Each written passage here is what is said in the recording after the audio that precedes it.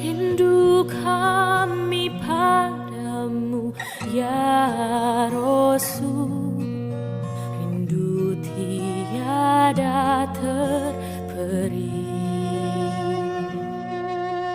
Berapa jarak darimu ya Rasul, serasa di kau di sini. Cinta ikhlasmu pada manusia bagai cahaya surga.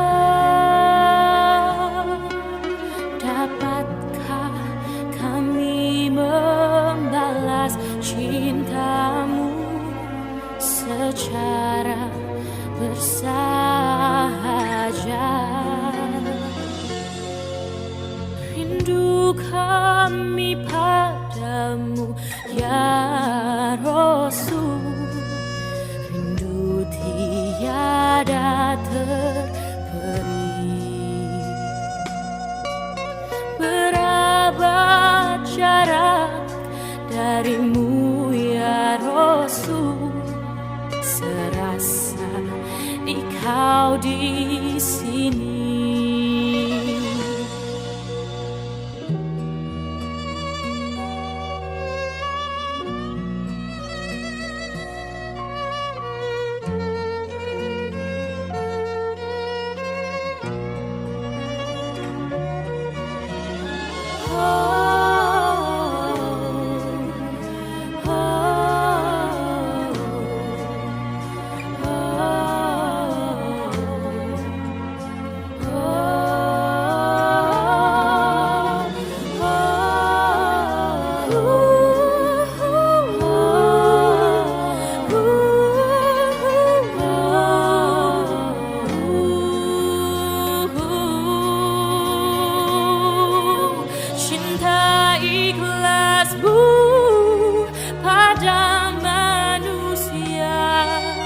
Bagai cahaya surga,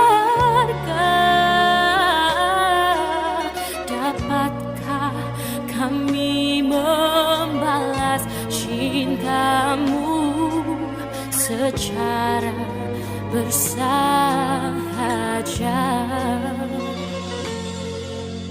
Rindu kami padamu ya Rasul, rindu tiada terperi.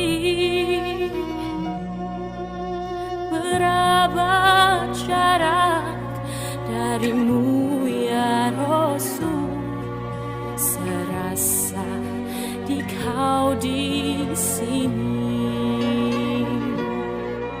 serasa di kau di sini.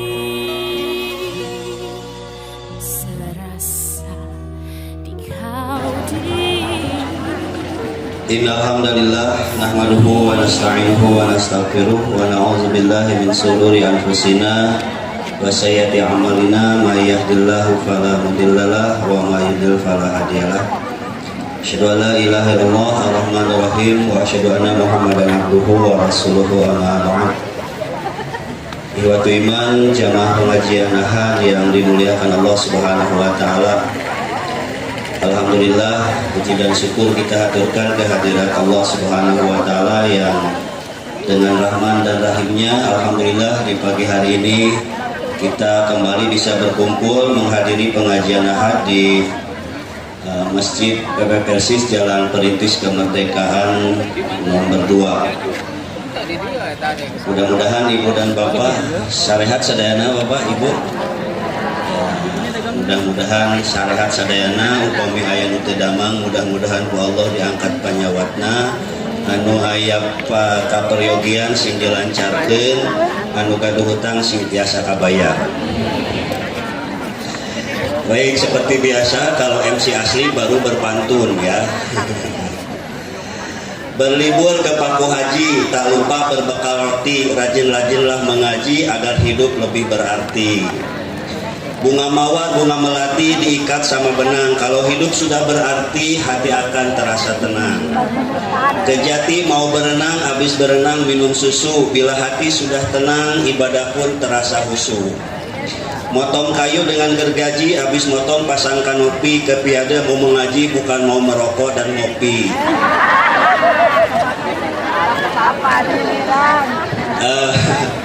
Baik, saya sampaikan dalam pantun ini tentang rokok, sebab ini sudah beberapa kali Ahad banyak masuk ke WA panitia. Mungkin ini dari ibu-ibu ya. Tolong katanya selama pengajian bapak-bapak jangan merokok, gitu teh kau yang sakitu. Jadi selama pengajian jangan merokok cina. Jadi sanes piwaran ngalirin rokok sanes. Salami pangaosan ulah rokok. Alhamdulillah nu di masjid mah sadayana teu ayanya. Dan ieu nu di luar saurna tidak nyaman, jadi begitu sedang ngaji mulek cenah ka luhur gitu. Hapunten bapak-bapak anu di luar, selama pengajian mungkin jangan dulu merokok, atau kalau bade ngarokok nyingkur heula gitu ya. Ini pesan dari ibu-ibu, selalu datang tiap Ahad nih, mungkin sudah terganggu kalau sudah tiap Ahad begini ya. Atau biasanya karena ini juga memang harus kami ingatkan, jamaah ibu-ibu dan bapak-bapak suka masih bersatu, mungkin hari anggapan mengarokok teh payunan bojona. Lagi kita pakai lain bojona barengannya gitu tah. Badan di sadana hari bojona mah terus ngamaklum, hari batur kan teu can ngamaklum. Ya gitu. Jadi kalau mau merokok silahkan pindah tempat dulu ke tempat yang lebih jauh begitu ya. Kalau nggak kuat, tapi mudah-mudahan saja mah kiat Pak ngerokok, dia kan ngerokok sih nanti sekali ya. Dari ujung awas alhamdulillah orang usul lawan masuk pada sekali ilmu gitu ya. Mudah-mudahan ada pengantin makan ikan kepada Ustaz Teten, kami dipersilahkan. Alhamdulillah Ustaznya sudah dari malam, beliau dari Bekasi, sudah jam 1 sudah berada di Piade, dan hari ini insya Allah akan siap memberikan tausiah kepada kita. Bismillahirrahmanirrahim. Mari kita dibuka pantun. Kewajiban saya menjawab dengan pantun. Walaupun tidak ada hadisnya. Membeli peci tidak lupa membeli tas. Membeli ikan tidak lupa membeli tomat. Pengajian Persis memang mantap dan berkualitas karena mencerahkan pesertanya dan jamaahnya siap menjadi pejuang umat. Baik, kita mulai. Hamdan wa syukran lillah, nusolli wa nusallim ala rasulil karim wa ala alihi wa sahbihi wa man tabi'ahum bi ihsanin ila yaumil. Asyhadu an la ilaha illallah wahdahu la syarika lah wa asyhadu anna Muhammadan abduhu wa rasuluh. Amma ba'd. Marhaban biwasiyati Rasulillah sallallahu alaihi wasallam. Asbahna wa asbahal mulku lillah wal izzatu wal qudratu lillah. Asbahna ala fitratil Islam wa kalimatil ikhlas wa ala dini nabiyyina Muhammadin sallallahu alaihi wasallam. Allahumma anfa'na bima 'allamtana wa 'allimna ma yanfa'una wa zidna ilma. Ikhwan fillah azakumullah, jamaah pengajian Ahad yang sama-sama mengharapkan ridho dan bakti Allah. Satu di antara kebahagiaan yang Allah anugerahkan bagi manusia sebagai makhluk terbaik yang Allah ciptakan dengan segala kelengkapan fasilitas yang Allah siapkan, membuat manusia memiliki tugas yang berbeda dengan makhluk-makhluk yang lain, sekalipun makhluk yang lain jauh lebih besar dari manusia. Langit contohnya lebih besar dari manusia. Bumi, gunung lebih besar dari manusia. Gunung bertasbih dengan caranya, laut pun bertasbih dengan caranya, langit bertasbih dengan caranya. Sementara manusia bukan hanya menunaikan dirinya sebagai amanah kaumnya, menunaikan kealamian, menunaikan amanah alami sebagai makhluk penghuni bumi, tetapi manusia pun dituntut oleh Allah memiliki tugas yang jauh lebih berat, yakni pembebanan syariat.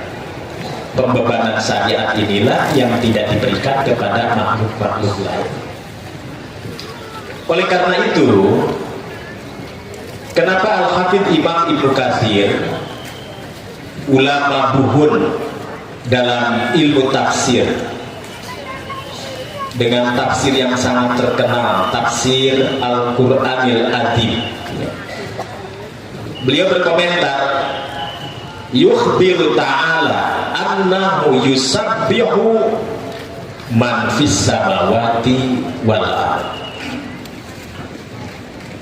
annahu yusabbihuhu man fis samawati wal ardh. Allah menginformasikan makhluk yang ada di langit dan yang ada di bumi bertasbih kepadanya. Siapa mereka? Minal malaikah wal unasi wal hayawan wal jamadat, baik kalangan malaikat ataupun manusia, bahkan hewan, termasuk benda-benda padat yang ada di muka bumi, mereka bertasbih dengan caranya masing-masing. Batu bertasbih, pohon bertasbih dengan caranya masing-masing.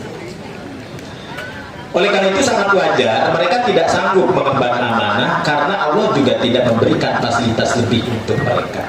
Sementara manusia diberikan kemampuan akal, pikiran, dan kesempurnaan organ tubuh yang membuat manusia tidak bisa mundur untuk mengemban amanah yang berat ini. Karena itu para ulama ahli tafsir menyebutkan ketika menafsirkan ayat surat 7 Ruh ayat 72, a'udzubillahi minasyaitonirrajim, inna aradnal amanata 'alas samawati wal ard wal jibal fa abaina ayyahmilnaha wa asfaqna minha wa hamalaha al insan innahu kana zaluman jahula. Kami sodorkan, kami tawarkan amanah ini kepada yang namanya langit. Kami sodorkan amanah ini kepada bumi. Kami sodorkan amanah ini kepada gunung-gunung. Ba'abaina ayyahmilnaha, semua makhluk besar itu menolak mengemban amanah, menunjukkan bahwa amanah yang diberikan sangatlah berat. Wahamalah al-insan, namun manusia berani mengemban amanah itu. Walaupun demikian, dibalik kesanggupan manusia menerima tawaran amanah, Allah sindir umat manusia dengan kalimat innahu kana zoluman jahula. Terkadang manusia berbuat dolim dan bertindak bodoh. Di satu sisi manusia sanggup, tapi di sisi lain manusia disindir oleh Allah, innahu kana zoluman jahula. Maka para ulama ahli tafsir mencoba mengembangkan apa yang membuat manusia mendapatkan penilaian zoluman jahula. Manusia-manusia yang seperti mana yang disebut zoluman jahula? Maka di sini kita bisa melihat bahwa salah satu kesempurnaan manusia di muka bumi sejak Allah mengutus manusia, mulai dari Nabiullah Adam alaihissalam, para ulama ahli tafsir terjadi silang pendapat ketika Adam turun ke muka bumi. Di mana posisi Adam? ketika turun ke muka bumi. Imam Al-Qurtubi menyebut di Baitullah. Bahkan Imam Al-Qurtubi mengatakan Baitullah sudah ada 2000 tahun sebelum Adam turun dari surga. Nah, ini bisa dicek sama rekan-rekan penuntut ilmu. Pandangan Imam Al-Qurtubi, demikian pula Imam At-Tabari, mengatakan bahwa 2000 tahun sebelum Adam alaihissalam dan Hawa diturunkan dari surganya ke muka bumi, ke Baitullah tadi. Baitullah sudah ada, kata mereka, 2000 tahun sebelum Adam itu. Wallahu a'lam bishawab. Lalu Allah dengan cahayanya menurunkan ilmu melalui 2 pintu. Yang pertama ada yang disebut dengan pintu langit, dan yang kedua ada yang disebut dengan pintu bumi. Apa yang dimaksud dengan pintu langit? Segala sesuatu yang Allah turunkan dari langit berupa wahyunya, itu adalah ilmu. Maka semua disiplin ilmu yang terlahir dari wahyu, maka itu disebut ilmu maqasid, kata para ulama. Syekh Abdul Rahman Nasir Sa'di, beliau punya kitab namanya Taisir Karimir Rahman min Tafsiri Kalamil Makna. Kitab ini sangat populer sekarang, dikaji hampir di setiap majelis ilmu. Kata beliau, Allah turunkan 2 cahaya. Yang pertama cahaya langit, dan yang kedua cahaya bumi. Yang dimaksud cahaya langit adalah Allah turunkan wahyu sebagai sumber ilmu, dan ilmu yang terlahir dari wahyu maka disebut ilmu yang memiliki kejelasan tujuan. Untuk apa ilmu itu dipelajari dan seperti apa kemanfaatan ilmu tersebut setelah kita berpindah dari alam awal menuju alam akhir. Maka dengan kejelasan tujuan ilmu itu, para ulama menyebutnya dengan istilah ilmul maqasid. Bagaimana cara mengabdi kepada Allah, supaya cara pengabdian kepada Allah itu benar, maka harus sesuai dengan dalil syara'. Maka muncul ilmu fikih. Bagaimana cara memahami sabda Nabi SAW, mana yang bisa diambil, mana yang harus ditinggalkan. Maka muncul ilmu hadis. Demikian pula bagaimana cara memahami ayat turun dengan sabab nuzulnya, dengan makkah makkiyahnya, madaniyahnya. Maka muncul ilmu tafsir. Maka ilmu fikih, ilmu tafsir, ilmu hadis, dan ilmu-ilmu syar'i yang lain, para ulama menyebutnya itu ilmu maqasid. Sementara ilmu yang Allah turunkan melalui akal manusia, yang Allah ciptakan di bumi, karena manusia diberikan kesempurnaan akalnya, maka lahir berbagai disiplin ilmu di bumi. Tingginya gunung bisa diukur, dalamnya lautan bisa diukur. Apa yang ada di perut bumi, apa yang ada di lautan lepas, ada ilmunya. Muncul ilmu geologi, muncul ilmu oseanologi, muncul ilmu produk manusia yang terlahir dari akal pikiran manusia. Maka itu disebut ilmu wasail, ilmu perantara. Jadi ada ilmu maqasid, ada ilmu wasail. Ilmu maqasid melahirkan apa yang disebut al-ulum asy-syar'iyyah, ilmu syara'. Sementara ilmu wasail melahirkan apa yang disebut al-ulum ad-dunyawiyah, ilmu duniawi. Nah, ilmu duniawi dua-duanya merupakan ilmu Allah. Yang satu lahir dari cahaya langit, yang satu lahir dari cahaya bumi, yakni akal, kata Imam Nasir Sa'di. Maka dengan dua kekuatan inilah manusia tampil menjadi khalifatullah fil ardh. Karena itu Dr. Hasan Firhat, seorang akademisi di Kuwait, beliau menulis catatan kecil, sebuah risalah qasir, tulisan pendek, buku saku, judulnya Khalifatullah fil ardh. Maka beliau menjelaskan, manusia dicipta oleh Allah, diturunkan ke bumi, satu, menjadi pemimpin, dua, menjadi pemakmur bumi dengan ilmu pengetahuan, dan tiga, at-tanfidz fil ahkam, bagaimana hukum bisa diejawantahkan di muka bumi oleh manusia itu sendiri. Maka hukum dalam bahasa fikih kadang disebut taklifi.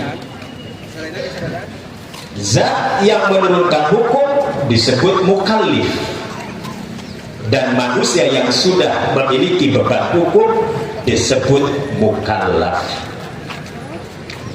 Profesor Dr. Abdul Wahab Khollaf, seorang pakar usul fikih dari Mesir, dan sama hampir semua para ulama usul fikih mengatakan, apa yang disebut dengan hukum?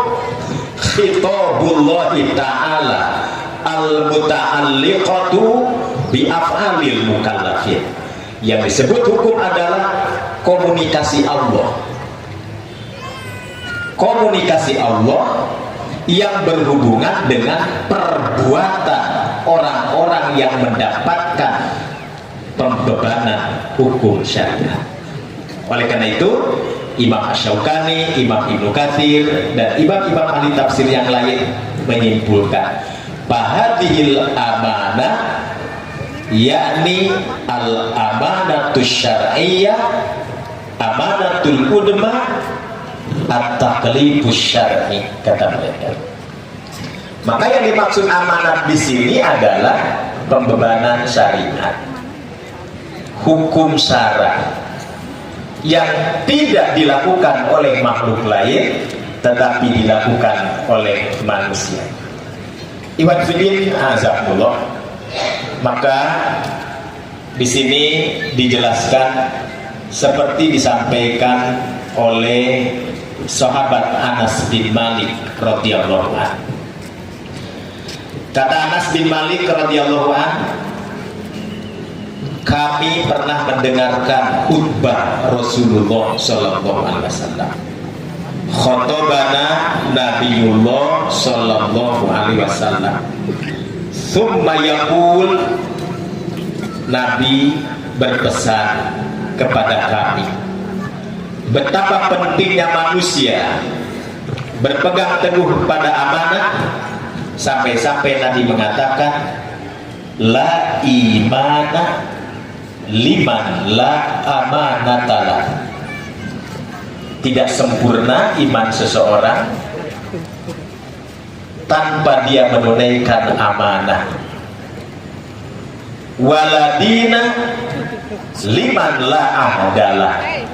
Dan tidak sempurna beragama seseorang bagi mereka yang tidak menunaikan janji. Ini menunjukkan bahwa bagi manusia amanah adalah sesuatu yang sangat penting. Kenapa? Karena bagi manusia memiliki dua amanah sekaligus yang wajib ditunaikan. Yang pertama, amanah kauniyah, manusia menjalani hidup secara alami sebagai manusia yang dipercaya menghuni bumi. Sementara yang kedua adalah amanah syariah, manusia dipercaya oleh Allah untuk mampu menunaikan apa yang disebut dengan pembebanan syariat itu. Oleh karena itu, Ikhwan fillah azakumullah, maka wajar apa yang didapatkan oleh manusia berbeda dengan makhluk yang lain. Ada pertanggungjawaban di hadapan Allah yang harus sama-sama dipertanggungjawabkan. Oleh karena itu, Ikhwan fillah azakumullah, amanah yang seperti apa atau apa saja yang dimaksud dengan amanah itu? Maka di sini Imam Fakhruddin Ar-Razi menjelaskan, kata beliau, amanat bagi manusia terdiri dari 3 kategori. Ada 3 kategori amanah, kata Imam Fakhruddin Ar-Razi. Yang pertama, amanatul insan li rabbihi ta'ala. Amanat manusia untuk Allah yang menciptakannya. Allah ciptakan akal pikiran. Untuk apa akal pikiran digunakan? Allah ciptakan perasaan. Untuk apa perasaan digunakan? Allah ciptakan organ tubuh dengan sempurna, dari ujung rambut sampai ke ujung kaki. Untuk apa digunakan? Allah ciptakan pendengaran. Untuk apa digunakan? Allah ciptakan penglihatan. Untuk apa penglihatan digunakan? Selama manusia tidak menyadari untuk apa semua itu digunakan, berarti dia tidak memenuhi apa yang menjadi hak-hak Allah. Maka kewajiban manusia yang pertama dalam menunaikan amanah adalah amanatul insan li rabbihi ta'ala. Ketika pendengaran ini digunakan untuk menuntut ilmu, berarti kita sudah menunaikan amanah. Ketika kita gunakan penglihatan untuk membaca ilmu, berarti kita sudah menunaikan amanah. Ketika kita melangkahkan kaki menuju majelis ilmu, berarti kita pun sudah menunaikan amanah. Ketika semua itu tidak ditunaikan, tidak sesuai dengan apa yang Allah ridho, berarti dia telah berkhianat terhadap amanah tersebut. Amanatul insan li rabbihi ta'ala. Al-Qismus Tsani, kata Imam Fakhruddin Ar-Razi, yang kedua, amanah manusia sesama manusia. Wali makhluqatihi, amanah manusia terhadap makhluk lainnya. Nah ini, amanah manusia sesama manusia dan amanah manusia sesama makhluk lainnya. Ibn Fidin Azakumullah, Imam Fakhruddin Ar-Razi memberikan contoh ka'amanati zauji li jaujatiha, seperti amanatnya seorang suami terhadap istrinya. Maka itu termasuk amanat sesama manusia. Wa amanatu zaujati li jaujiha, demikian pula sebaliknya, amanat seorang istri bagi suaminya. Ka'amanati ra'i li ra'iyati, amanat pemimpin bagi rakyat yang dipimpinnya. Wa amanatu ra'ya li ra'iyati, amanat rakyat bagi para pemimpinnya. Amanah atasan terhadap bawahannya, amanat bawahan terhadap atasannya. Semua manusia memiliki amanah sesama mereka, bahkan amanah terhadap makhluk lainnya. Dalam bab amanah makhluk terhadap makhluk lainnya, memang ada pendekatan yang berbeda antara pendekatan usuluddin, pendekatan agama, dengan pendekatan budaya, yang kadang-kadang pendekatan budaya berujung pada penyimpangan agama. Contohnya, isu yang paling populer hampir di seluruh negeri adalah isu, termasuk isu lingkungan. Bagaimana cara Islam memelihara lingkungan. Dulu ada satu tim dari OKI, Organisasi Konferensi Islam. Nama timnya disebut Al-Lajnah Al-Alamiyah Bimuhafadhati Nabi Rahmah, lembaga internasional di dalam mempopulerkan Nabi Sallallahu Alaihi Wasallam sebagai nabi yang rahmatan lil alamin. Tim ini sengaja disebarkan ke negara-negara maju, ke Eropa, ke benua Amerika, ke Korea. Dan Masya Allah, hasilnya sangat luar biasa. Banyak orang yang paham bahwa Islam itu sangat peduli dengan kemanusiaan. Islam itu sangat peduli dengan lingkungan dan lain sebagainya. Walaupun terkadang cara memahami seperti apa menjaga keharmonisan dengan lingkungan antara tarikan budaya dengan apa yang seharusnya kita pahami dari ajaran agama kita, ini tentu masih belum nyambung, belum nyambung. Contohnya, bagaimana cara kita berterima kasih kepada yang menciptakan alam? Kenapa alam raya ini disebut alam?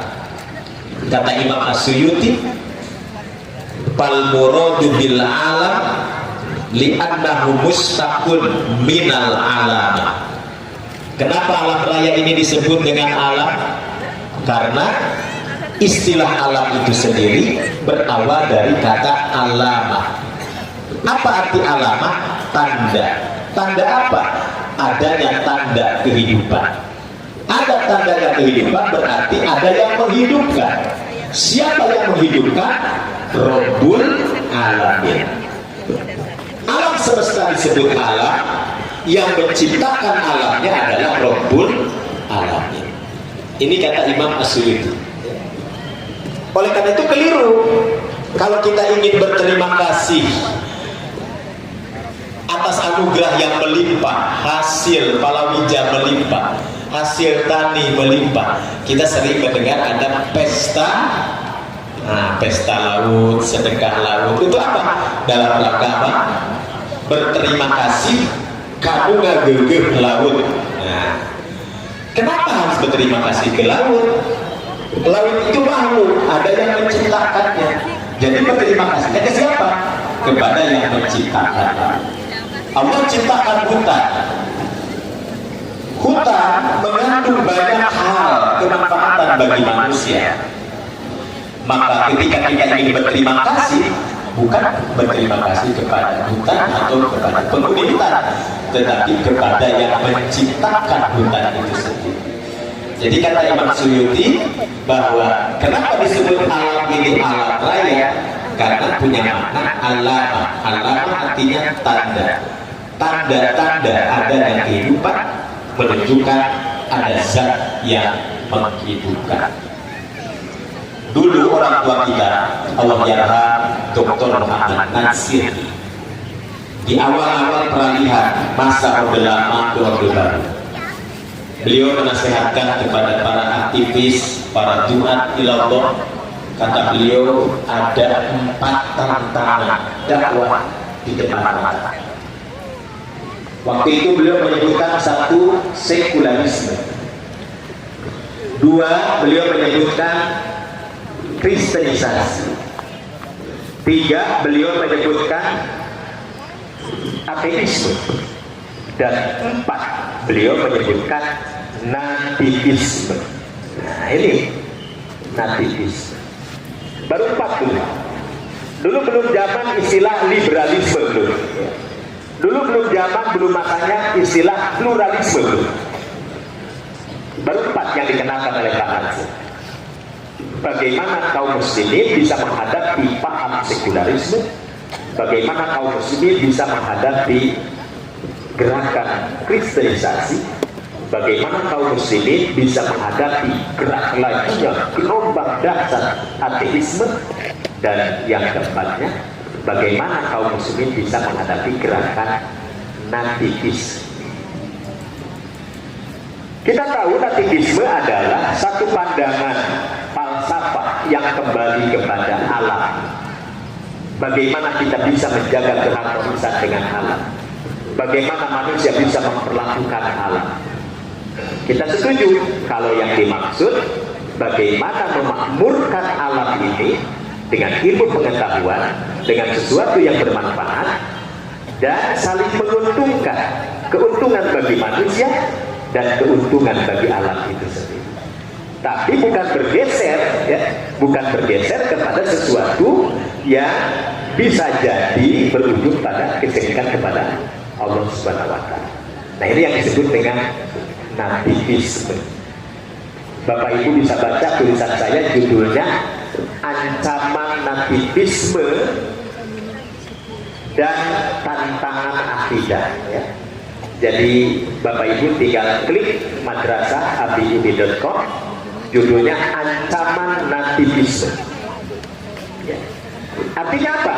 Sekarang muncul di tengah-tengah kita bagaimana pandangan-pandangan itu kembali muncul yang seolah-olah menyihir kita semua, dan itu seolah-olah sesuatu yang benar, dan itu sangat bertentangan dengan ajaran agama tentu saja. Baik, iman fillah, azakumullah. Jadi yang kedua, amanatul insan lil insan, kata Imam Fakhruddin Ar-Razi. Awas tas kamunya dibawa atuas. Yang ketiganya adalah al-qismus tsalits, amanatul insan li nafsihi, amanah manusia bagi dirinya. Allah ciptakan manusia dengan kesempurnaan yang Allah anugerahkan untuk manusia. Di antaranya manusia bisa memilih dan memilah mal ador, mana yang lebih madorot, mal anfa'u, mana yang lebih bermanfaat, mal aslah wa mal anfa', mana yang bermanfaat dan mana yang tidak bermanfaat. Ketika manusia tidak bisa menunaikan, memilah mana yang manfaat dan tidak bermanfaat, berarti dia tidak menggunakan anugerah yang Allah berikan untuk dirinya. Maka dengan demikian dia termasuk orang yang berkhianat terhadap amanah tersebut. Iwan bidin azakullah, betapa pentingnya amanah yang harus terus disampaikan kepada manusia, saling diingatkan sesama manusia. Sampai-sampai Khalifah Umar bin Abdul Aziz, Amirul Mukminin, yang diberi gelar Umar Thani, Umar kedua, karena Umar bin Abdul Aziz keberaniannya, kepandaiannya, kebijakannya, menurut para ulama hampir menyerupai Khalifah Umar Ibn Khattab. Oleh karena itu beliau mendapat gelar Umar Thani. Umar bin Abdul Aziz memberlakukan satu kebijakan bagi para penyampai kebenaran, para khutbah, para asatid, para muballigh. Apabila mereka menyampaikan pesan-pesan keagamaan, maka Umar bin Abdul Aziz mengisyaratkan agar menyisipkan pentingnya amanah. Ini jadi teringat kritikan orang-orang Turki hari ini kepada kita sebagai anak negeri dari bangsa yang besar, mayoritas muslim. Namun menurut data statistik yang ada, siapa di antara penduduk negara yang paling banyak tingkat judi online-nya? Kan begitu ya, viral di media. Kemudian siapa negara yang paling hebat tingkat korupsinya? Dari jajaran elit sampai ke akar rumput. Ini sampai orang-orang Turki mengatakan, kata orang-orang Turki, mungkin salah satunya di kita sudah tidak terbiasa mengangkat isu-isu itu ke mimbar kehormatan. Artinya tidak mengangkat isu-isu sosial, tidak mengangkat isu-isu tentang penyimpangan aset negara ke mimbar-mimbar terhormat. Dan memang terjadi, ya, disadari atau tidak disadari, Seringkali masjid di awal ustadznya sebelum naik, Pak Ustadz tolong jangan bawa-bawa soal politik, jangan bawa-bawa soal kondisi yang sedang terjadi, cukup menjelaskan tentang akhirat saja. Gitu ya. Jadi seolah-olah demikian. Nah ternyata ini menjadi renungan tersendiri. Konon para tokoh-tokoh Turki punya pengalaman bagaimana dia bisa keluar dari cengkraman sekularisme zaman Mustafa Kemal Atatürk menuju Turki yang hari ini sangat disegani dunia. Nah salah satunya Turki menata kehidupan berbangsa dan bernegara, walaupun tentu saja tidak jauh berbeda dengan kita, bukan suatu negara agama atau bukan negara yang menjalankan aturan agama secara sempurna, tetapi paling tidak nilai-nilai keagamaan mendapatkan perlindungan negara. Nah ini saya pikir menjadi sangat menarik. Oleh karena itu dulu Amirul Mukminin Umar bin Abdul Aziz juga memberikan kebijakan seperti itu bagi para penyampai pesan. Jangan lupa sampaikan di mimbar-mimbar terkait dengan ayat-ayat yang berhubungan dengan amanah. Di antaranya mana? A'udzubillahi minasyaitonirrajim. Innallaha ya'murukum an tu'addul amanati ila ahliha wa idza hakamtum bainan nas an tahkumu bil adli innallaha ni'ma ya'idukum bi innallaha kana sami'an basira. Sesungguhnya Allah menyuruh kamu menyampaikan amanah kepada pemiliknya. Apabila kamu menetapkan hukum di antara manusia, hendaklah kamu tetapkan secara adil. Sesungguhnya Allah memberi pengajaran yang paling baik kepadamu. Sesungguhnya Allah Maha mendengar lagi Maha melihat. Iwan Fidin Azakumullah, yang terakhir, ada 3 kata yang hampir beririsan, yang apabila ditulis di papan tulis dengan bahasa Arab, maka 3 kata itu terambil dari huruf yang sama. 1 kata iman, 2 kata amanah, dan 3 kata amanah. Iman, amanah, aman. 3 kata dalam satu tarikan makna yang sama, saling beririsan, saling menguatkan. Ketika seorang hamba, seorang manusia menjalani kehidupan di muka bumi, kemanapun dia pergi, apapun yang dia lakukan, dia merasa bahwa Allah selalu mengawasinya. Maka itulah yang disebut dengan iman. Ketika seorang manusia menjalani kehidupannya, apapun yang dia lakukan, dia merasa bertanggung jawab. Kepada siapa dia harus mempertanggungjawabkan? Bukan hanya kepada sesama manusia, tetapi dia pun harus mempertanggungjawabkan di hadapan Allah. Kalau hal itu ada pada diri kita, kita merasa selalu harus bertanggung jawab, maka itulah yang disebut dengan amanah. Ketika seorang hamba dalam kehidupannya, dia merasa nyaman, dia merasa tentram, merdeka hidupnya, tanpa paksaan orang lain, tanpa intimidasi pihak lain, dia menjalankan dengan penuh rasa aman, rasa nyaman, maka itulah rasa aman itu sendiri. Jadi ketika amanah Allah ditegakkan di muka bumi dengan modal yang Allah berikan, ilmu, baik ilmu langit ataupun ilmu bumi, baik ilmu yang terinspirasi dari wahyu ataupun ilmu yang terinspirasi dari akal sebagai modal hidupnya, dan akan lahirlah manusia-manusia yang insya Allah bisa menjalankan amanah tersebut.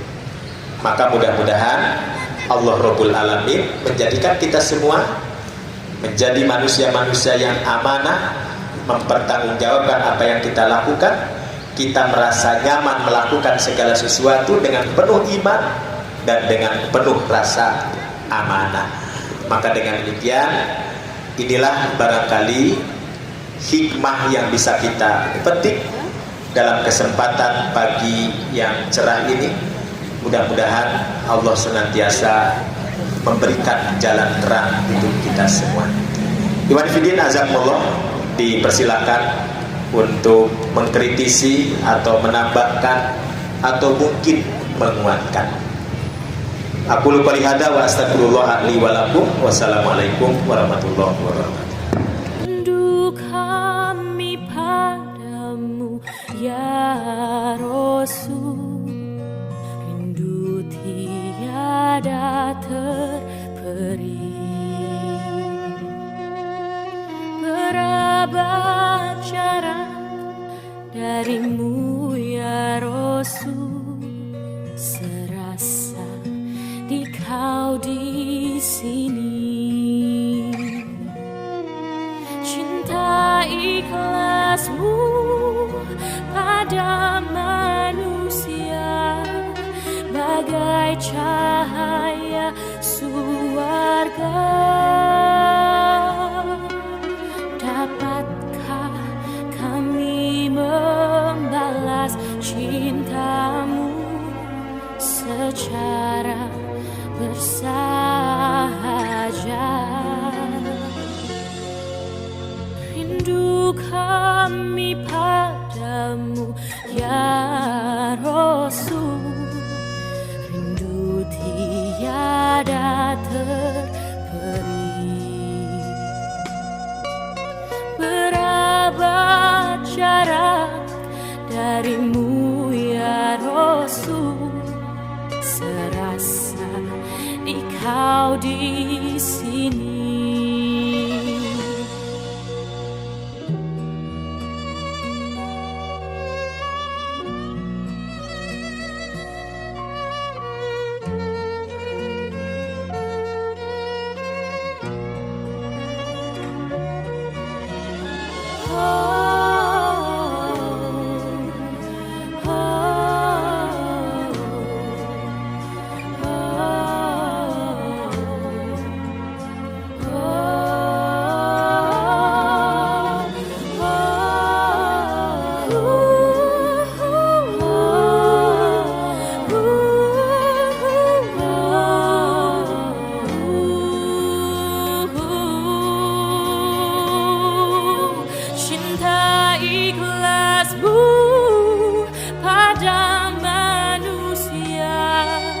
Bagai cahaya